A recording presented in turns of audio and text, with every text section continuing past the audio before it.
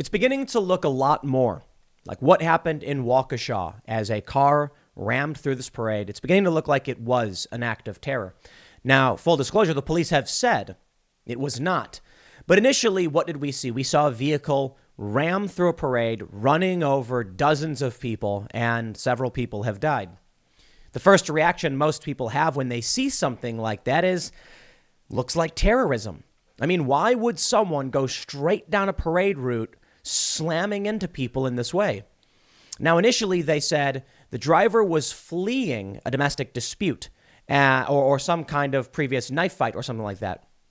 I mean, if that were true, the SUV would have just turned off of the parade route. I mean, if you're fleeing a crime, you don't want to draw more attention to yourself, right? Well, the police said it wasn't terror.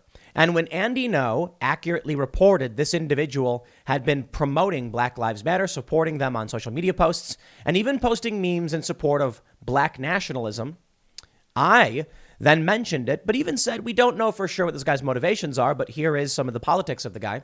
Considering police said they would not at the time rule out terrorism, I thought that made sense. Well, the mainstream media was outraged. They actually then came out and said I was a right-wing troll, and they criticized Andy Ngo, and boy, were they living. Right now, let me show you something. First, just real quick, from the Daily Mail. Quote, "The old white people knocked dem TF out. Waukesha suspect shared social media posts promoting violence towards white people and claiming black people were the true Hebrews." So this guy's motivations, we can't read his mind. But here is a guy who's promoted black nationalism. Here's a guy who has posted about attacking white people. Here is a guy who has posted F the police and posted in support of Black Lives Matter, who then gets in an SUV and rams a parade. We have new information. He wasn't fleeing anybody. We know this. How? A police statement. This guy was driving, Brooks was driving so slow before he charged towards the parade that a cop was able to walk up, knock on the window, and tell him to stop. He wasn't fleeing anything. He was actually just slowly driving towards the parade, where an officer at walking speed was able to knock on the window and say stop. The car then slams onto the gas and starts driving straight down the parade route. To me, this sounds like terrorism. Because what would the intent be? They say that this guy, he's being charged with intentional homicide. Okay, so let's break it down. A guy driving a vehicle, driving slowly, cops knock on his window and say stop. He slams the gas, and as he's been charged, look, it's an accusation. He then intentionally, as they say, rams children and the elderly, killing several people. Mostly, I believe they were all white. And this guy has on his Facebook page talking about knocking out white people and promoting black nationalism. And we're supposed to assume that this wasn't terrorism. Now, it may not have been. This guy may have just been crazy, and it may not be politically motivated. But I will point something out. If a white guy who had made a bunch of posts on his Facebook page saying all lives matter and made racist comments about attacking black people, got in an SUV and then plowed through a parade of black people, we know exactly what the media would say. Now, that's not enough for me to come out here and claim I know definitively that it was intentional terror, because I don't play stupid games like they do. But I think it's important to point out, what the media would be saying. Everybody does. Now, this guy, it may not have been terror. I think that's a fair point. But I want to show you a few things. First, Stephen Miller, Waukesha attack is officially gone from CNN's homepage. This is a joke? We just had one of the most substantive shouldn't say that. Substantive attacks we've seen in a long time. If this was anyone else, they'd be calling it a terror attack, even if we didn't know exactly what the political motivations were. When someone gets in a car and rams a large group of people, what's the intent? So let's ask ourselves a question then. He's charged with intentional homicide. He was intending to kill people. Why? It's not even a passion crime. When there's a guy who walks into his bedroom, comes home early from work, and he sees his wife with his best friend, and he screams and starts, beating the crap out of his best friend, passion crime. In the heat of the moment, outrage just went at it. This guy, lurking, driving slowly enough to where the cops could say stop, and then just slams the gas. Was it impulse crime? He's like, I'm just going to run all these people over. Not even passion. Just literally decided for just at that moment to intentionally kill people. Don't disregard all of the things he's posted about wanting to cause harm to white people. Or I should say we have at least one thing he said in that regard. I'm not going to act like his social media is littered with it. That's why I think it's fair to say maybe it wasn't. Maybe it's a crazy person. Because that's true too.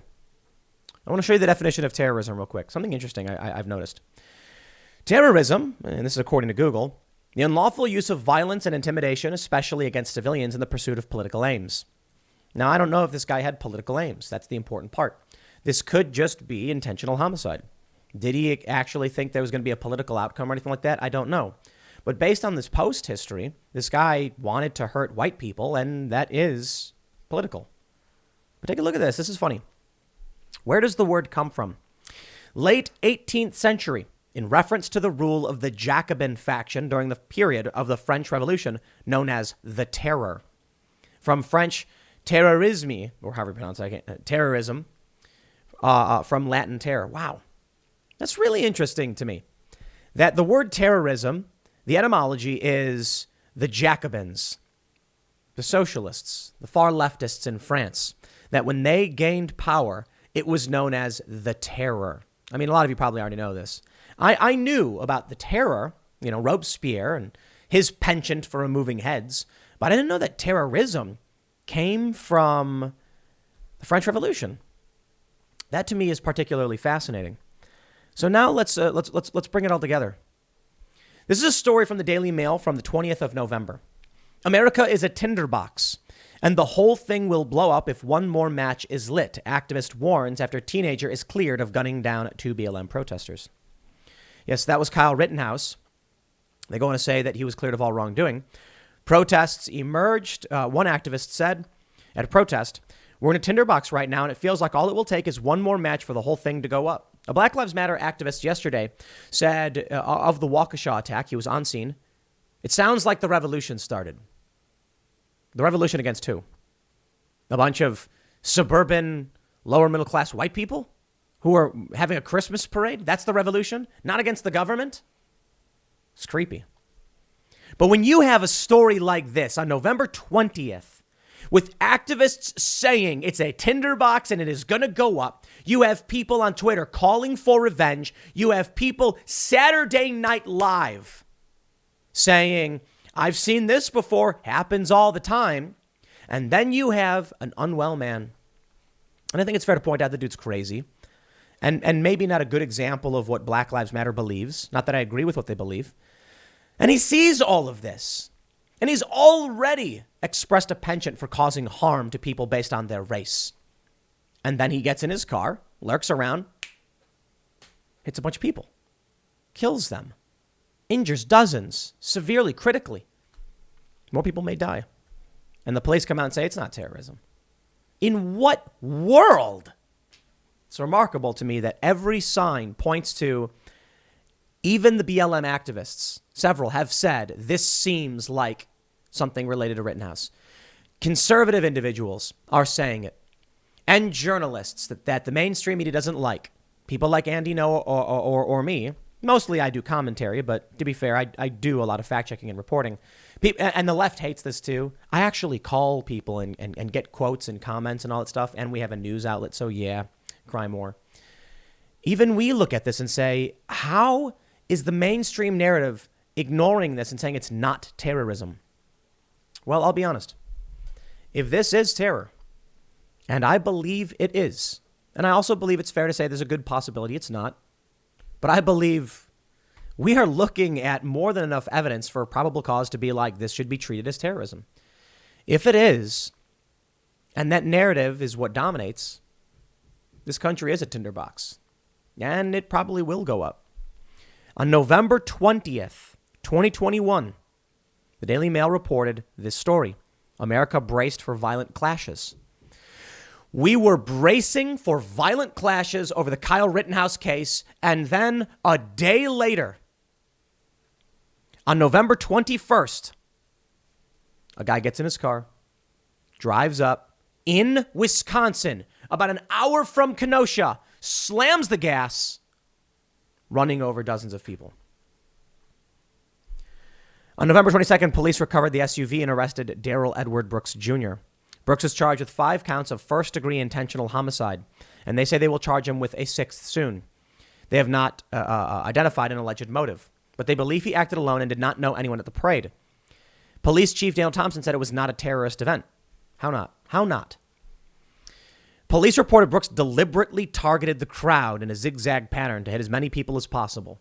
So a guy who lives in Milwaukee, not too far from Kenosha, who has posted in support of Black Lives Matter, hating police, and expressed support or posted memes supporting black nationalism, 2 days after the Rittenhouse verdict, when activists are saying this country is a tinderbox and people are calling for revenge, a guy gets in his car for seemingly no reason, and we can't figure out why, and runs these people over.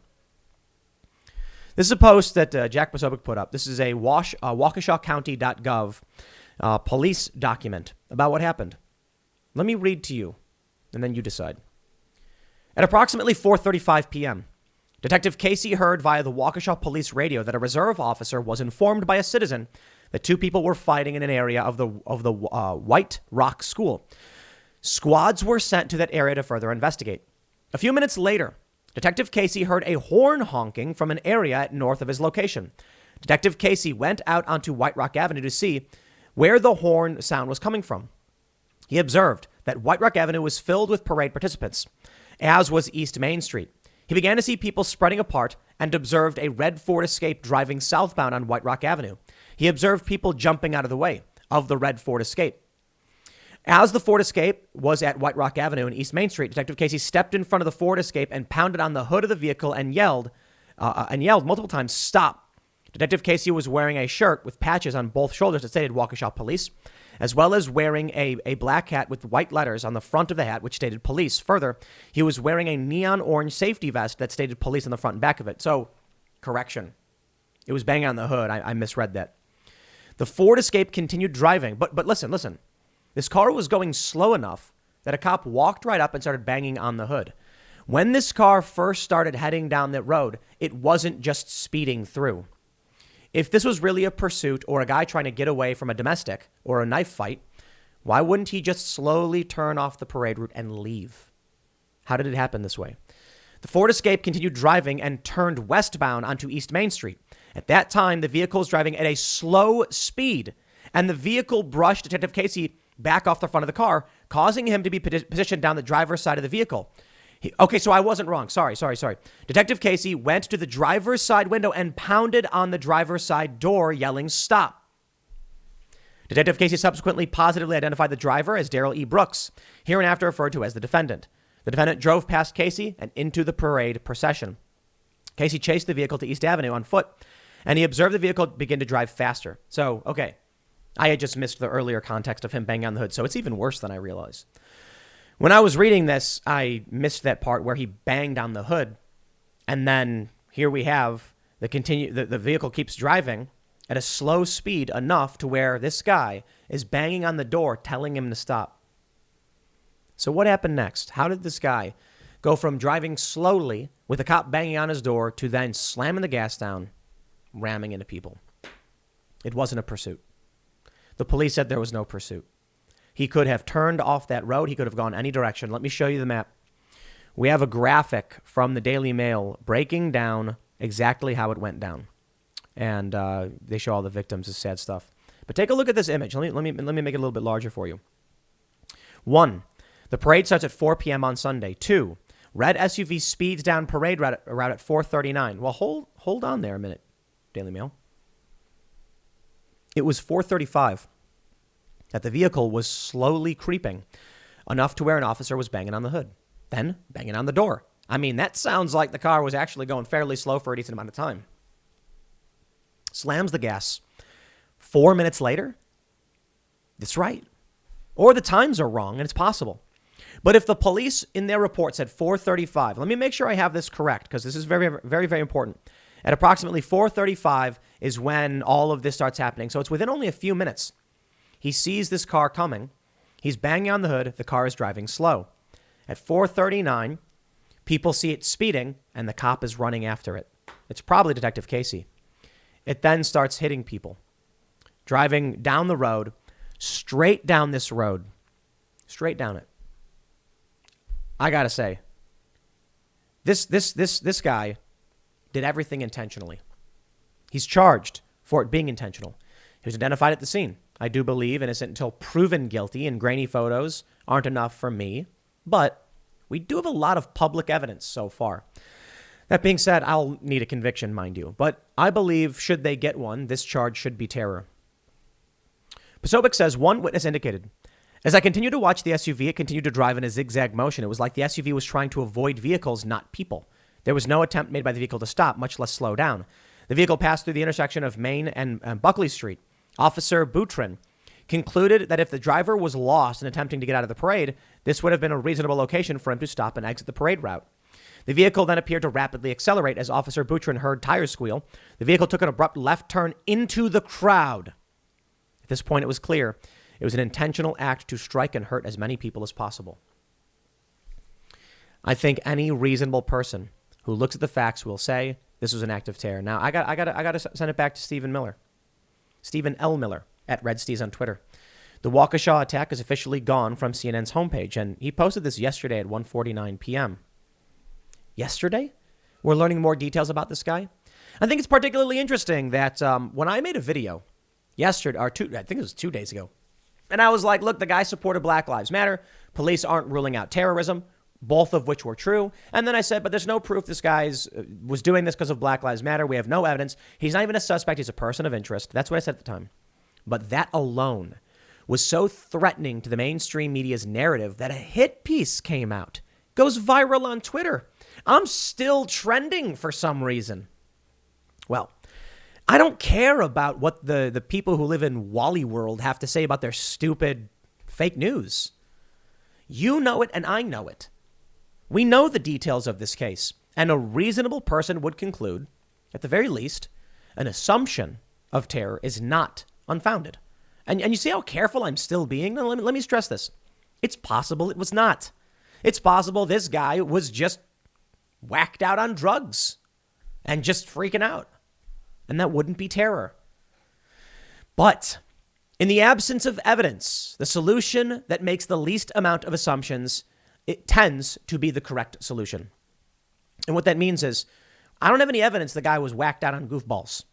I do have evidence he had political feelings and political opinions that were quite strong. I mean, black nationalism. He made a post about World War II Germany and the true Hebrews, and it's just an absolute black nationalist insane meme. He had posts saying F the police. He had posts saying knock out white people. And then he did. He got in his car. He drove up there slowly and then quickly ramming into people. How are we seriously having a conversation that says this wasn't black nationalist, identitarian, motivated terror? Because the media lies, and it's that simple. And they're deeply offended by me saying, the whole video I did, if you watched 2 days ago, on Monday, and I was just like, guys, we can't jump the gun on this one. We got to be careful. We don't even know if this guy is the actual suspect. He's a person of interest. That was enough to trigger them. How dare you? Okay, well, I'm game because I don't care what these people think. Let me explain. There are two different realities. This we all know. But this means there are two different political compasses. Now, in the real world, where we have the truth, like what happened with Kyle Rittenhouse. He didn't cross state lines. He didn't bring a gun across state lines, like all of the lies they pushed. My understanding is that he was actually spending the night in Kenosha. But regardless, when they say he crossed state lines to imply that he was going to a riot, he actually worked in Kenosha. He was at his job in Kenosha, and then went to his friend's house and was handed a weapon he was legally allowed to carry. We at Timcast IRL and my show and the website have been correct about that the whole time. You see, in the real world, there's a political compass. And someone like my good friend Luke Rudkowski, who's on Timcast IRL, is like a center-right, libertarian, but very, he's basically an ANCAP. But he's like center-right. He's not far left. He's not far right.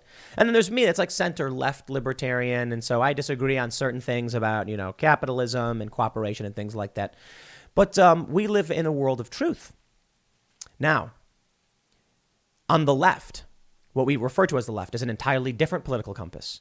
You have people like Bill Kristol, who are on the right of that compass. You have people like, Bernie Sanders and Antifa who are on the left of that compass. If you are not in that reality, to them, you're all far right, even to the neocons. And in this political compass, which is like freedom, these people are effectively establishment leftists now. So when people say Tim Pool's not right wing, well, they're right, because the people who are saying that live in the same universe that I do. Reality, truth.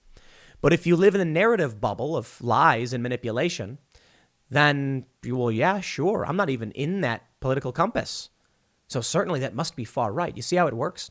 Two different realities. Now, I don't care what the fake reality thinks. I don't care what the Daily Beast wants to report. It's unfortunate they lie to people, but I'll try and convince people of what's true, and I'll tell them here are the facts.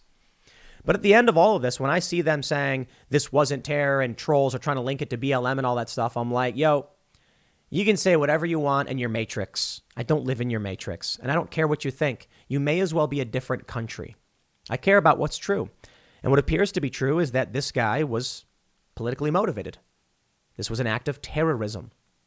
We don't know definitively, and it's always hard to know definitively. Until this guy comes out and says it was his intent, we don't know. And for all we know, the guy comes out and says he was on crazy drugs. And that could be it. I mean, you look at the guy's in a suicide smock. His eyes look all crazy. And the reason the police could be saying it's not terror is because they stopped him. They were like, this guy's on a ton of drugs.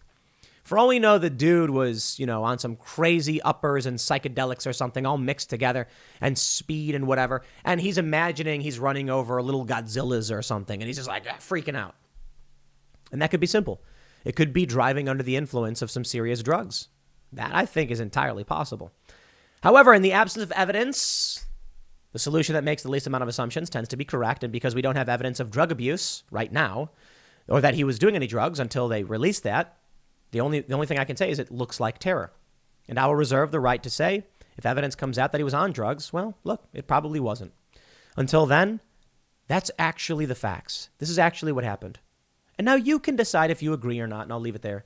Next segment's coming up at 1 p.m. on this channel. Thanks for hanging out, and I'll see you all then.